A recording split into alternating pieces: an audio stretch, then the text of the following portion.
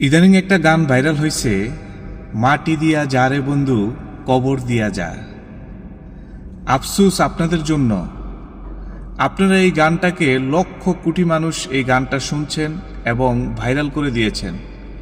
গানটার অর্থ কি, কাকে নিয়ে গানটা করেছে সেটা কি আপনারা একবারও চিন্তা করে দেখেছেন? গানটা করা হয়েছে নারীকে নিয়ে। আর নারী কি আপনার মৃত্যুর পরে আপনাকে কবর দিতে পারবে? সে তো কবরের আশেপাশেই যেতে পারবে না। আর আপনি আপনার নিজের মৃত্যু কামনা করছেন, এটা কি আপনি একবারও চিন্তা করছেন? ইসলাম ধর্মে নিজের বা অন্য কারো মৃত্যু কামনা করাটা মানে হলো গুনাহের কাজ।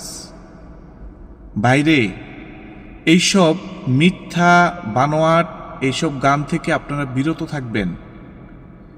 আল্লাহ তাআলার কাছে তওবা করে ক্ষমা চান।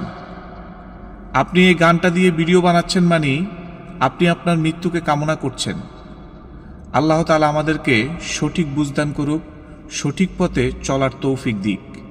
ইসলামিক ভিডিওগুলো বেশি বেশি শেয়ার করবেন, ইসলামের প্রতি ধারণা রাখবেন, তাহলে দেখবেন এই ধরনের গান আপনাদের কাছে কখনোই ভালো লাগবে না।